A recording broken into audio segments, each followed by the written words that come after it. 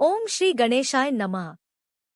प्रिय भक्तजनों, आज हमारी गणेश स्तुति की यात्रा का अंतिम पड़ाव है। आज हम गणेश अष्टकम के स्वर्णिम छंदों में डूबेंगे। यह अष्टकम संस्कृत साहित्य का एक अत्यंत शक्तिशाली रूप है।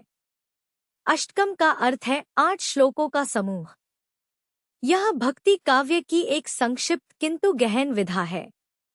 8 श्लोकों में पूर्ण देवस्वरूप का चित्रण। प्रत्येक श्लोक एक अलग गुण को उजागर करता है। पहले श्लोक से अंतिम श्लोक तक एक पूर्ण आध्यात्मिक यात्रा। गणेश अष्टकम का पहला श्लोक इस प्रकार है। एकदंतं चतुर्हस्त पाशमंकुशधारिणम् रदन च वरदन हस्तैर्बिभ्राणं मूषकध्वजम्। एक दांत वाले, 4 भुजाओं वाले, पाश और अंकुश धारण करने वाले, एक हाथ में मोदक, दूसरे में वरदान, मूषक को अपना वाहन बनाने वाले। यह श्लोक गणेश जी के भौतिक स्वरूप का चित्रण करता है। एक दांत का तात्पर्य एकाग्रता से है। 4 भुजाएं 4 वेदों का प्रतीक हैं। पाश बंधन का प्रतीक है। अंकुश नियंत्रण का। मूषक इच्छाओं का प्रतीक है। गणेश जी इच्छाओं को अपना वाहन बनाते हैं। दूसरा श्लोक कहता है, नेत्रत्रयं गुणात्रयं गणाना पतिमव्ययम् श्रीमंतम भक्तवत्सल धरितारण सुपूजितम। 3 नेत्रों वाले, 3 गुणों के स्वामी, गणों के अधिपति, अविनाशी, श्रीमान, भक्तवत्सल, धारण करने वाले, सर्वत्र पूजित। 3 नेत्र का अर्थ है त्रिकालदर्शी दृष्टि, भूत, भविष्य और वर्तमान को देखने वाली आंख। 3 गुण अर्थात सत्व, रज और तम के स्वामी, गणों के पति। गण का अर्थ है समूह, ब्रह्मांड के सभी समूहों के अधिपति। तीसरे श्लोक में आता है, सिद्धिसाधक सिद्धिदाता वक्रतुंडो महागणेश विघ्नघनो मंगलकारी गौरीनंदन शुभंकर। सिद्धि देने वाले, सिद्धि पाने में सहायक। वक्रतुंड, महान गणेश। विघ्न हरने वाले, मंगल करने वाले। गौरी के नंदन, कल्याणकारी। वक्रतुंड का अर्थ है टेढ़ी सूंड वाले। यह सूंड टेढ़ी क्यों है? इसके पीछे अद्भुत दर्शन छुपा है। सीधी रेखा केवल एक दिशा में जाती है।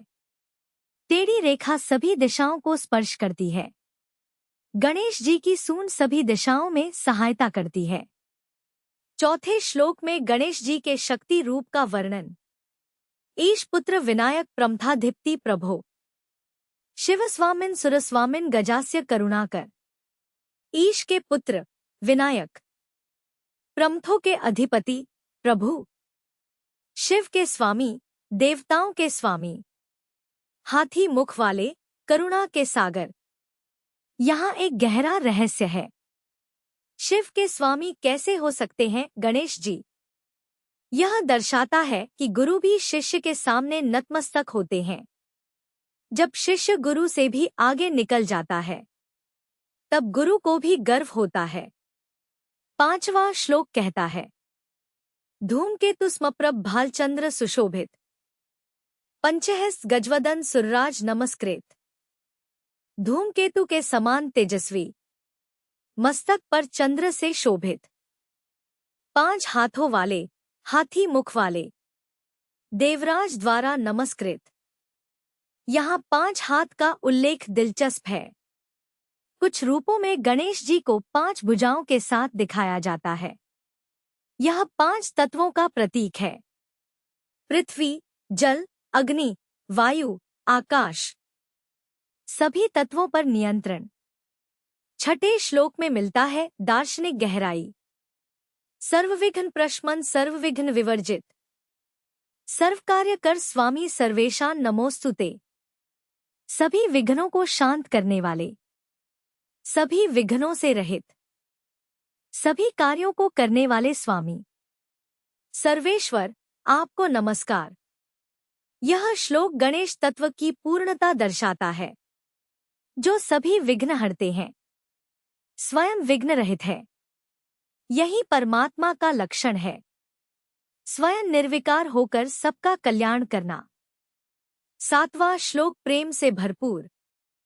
गणपते गणराज गणेशान गणप्रिय, निर्विघ्न कुरु में देव सर्वकार्येषु सर्वदा। गणपति, गणराज, गणेशान, गणप्रिय, हे देव, मेरे सभी कार्यों को निर्विघ्न करें, हमेशा सभी कार्यों में। यह श्लोक प्रार्थना का रूप लेता है। यहाँ भक्त सीधे गणेश जी से बात करता है। गणपते, गणराज, गणेशान, गणप्रिय, 4 नामों में पूरी भक्ति समा गई है। अंतिम 8वां श्लोक फलश्रुति देता है। अष्टकन यह पठे नित्यम गणेशस्य भक्तिमान, न तस्य विघ्नजालानि कदाचिन्न भविष्यति। जो भक्तिमान व्यक्ति इस अष्टकम का नित्य पाठ करता है, उसके लिए विघ्नों का जाल कभी नहीं बनता। यह वादा है शास्त्रों का। नित्य पाठ का अर्थ है नियमित अभ्यास। भक्तिमान का अर्थ है श्रद्धा के साथ। तब विघ्न स्वयं दूर हो जाते हैं। अब आइए समझते हैं गणेश जी और कार का संबंध। गणेश जी कार के साकार रूप हैं। ओम प्रणव है, मूल ध्वनि है, सृष्टि की पहली आवाज। गणेश जी का स्वरूप कार की आकृति को दर्शाता है। गणेश जी का सिर ओम के ऊपरी भाग के समान, गोल, विस्तृत। उनका पेट ओम के मध्य भाग जैसा, गोल, पूर्ण। उनकी सूंड ओम की लकीर के समान, वक्र, कृपापूर्ण। जब हम कार का उच्चारण करते हैं तो 3 मात्राएं होती हैं, अकार, उकार, मकार। अकार सृष्टि का प्रतीक, उकार स्थिति का, मकार संहार का। गणेश जी इन तीनों के स्वामी हैं। अकार से ब्रह्मा की शक्ति, उकार से विष्णु की शक्ति, मकार से शिव की शक्ति। तीनों शक्तियों के अधीश्वर गणेश। गणेश अष्टकम का पाठ प्रातःकाल करना श्रेष्ठ है। स्नान के बाद, पूजा के समय, गणेश चतुर्थी के दिन इसका विशेष महत्व। व्यापार शुरू करते समय भी इसका पाठ करते हैं। नया काम शुरू करने से पहले, यात्रा पर जाने से पहले, परीक्षा देने से पहले, विवाह शादी के अवसर पर, सभी मंगल कार्यों में इस अष्टकम का पाठ होता है। इस अष्टकम की रचना अज्ञात है, लेकिन इसकी परंपरा अत्यंत प्राचीन है। दक्षिण भारत में इसका विशेष प्रचलन। महाराष्ट्र में तो यह घर घर में गूंजता है। प्रत्येक श्लोक में अलग रस है। पहले में वीर रस, दूसरे में शांत रस, तीसरे में हास्य रस, चौथे में रौद्र रस, 5वें में अद्भुत रस, 6ठे में करुण रस, 7वें में भक्ति रस, 8वें में शांत रस। 8 रसों का संगम इस अष्टकम में। यही है इसकी विशेषता, यही है इसकी शक्ति। गणेश अष्टकम का पाठ करते समय मन को एकाग्र रखें। प्रत्येक शब्द का अर्थ सोचें। केवल रटकर न पढ़ें, भाव के साथ पढ़ें। मोदक का प्रसाद रखें सामने। तुलसी के पत्ते, दूर्वा अवश्य चढ़ाएं। गणेश जी को दूर्वा अति प्रिय है। लाल फूल चढ़ाएं, सिंदूर लगाएं। आज हमारी 7 भागों की गणेश स्तुति यात्रा पूर्ण हुई। हमने देखा गणेश आरती का उल्लास, गणेश चालीसा की भक्ति, गणेश स्तोत्र की गंभीरता, प्रणव मंत्र की शक्ति, गणेश गायत्री की पवित्रता, संकटनाशन स्तोत्र की सुरक्षा और अंत में अष्टकम की संपूर्णता। प्रत्येक स्तुति में अलग स्वाद था, अलग अनुभव था, अलग शिक्षा थी, लेकिन सभी में एक ही संदेश। गणेश कृपा से सभी विघ्न दूर होते हैं। गणेश जी केवल हिंदू देवता नहीं, वे मानवीय चेतना के प्रतीक हैं। बुद्धि के देवता है, विवेक के स्वामी है। जो व्यक्ति गणेश तत्व को समझता है वह जीवन में सफल होता है। विघ्न का अर्थ केवल बाधा नहीं, विघ्न का अर्थ है अज्ञान, अहंकार, काम, क्रोध, लोभ, मोह। ये सभी विघ्न हैं। गणेश कृपा से ये सभी दूर होते हैं। गणेश पूजा केवल कर्मकांड नहीं, यह आंतरिक शुद्धता की प्रक्रिया है। बाहरी पूजा तभी सफल होती है जब भीतर भक्ति हो, श्रद्धा हो, समर्पण हो। आज के युग में गणेश पूजा और भी प्रासंगिक है। आज विघ्न बढ़े हैं, तनाव बढ़ा है, अशांति बढ़ी है।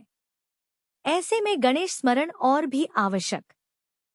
प्रातःकाल गणेश मंत्र से दिन शुरू करें, रात में गणेश आरती से दिन समाप्त करें।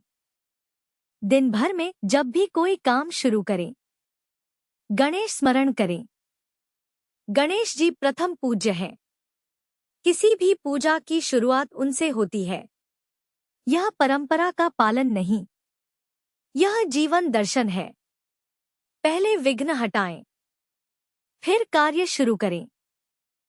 हमारी यह यात्रा यहीं समाप्त होती है, लेकिन गणेश भक्ति की यात्रा निरंतर चलती रहे। प्रत्येक दिन नया अनुभव हो, प्रत्येक पल नई अनुभूति हो। भगवान गणेश आपके जीवन के हर विघ्न को दूर करें। आपको बुद्धि, समृद्धि और नए आरंभों का आशीर्वाद दें।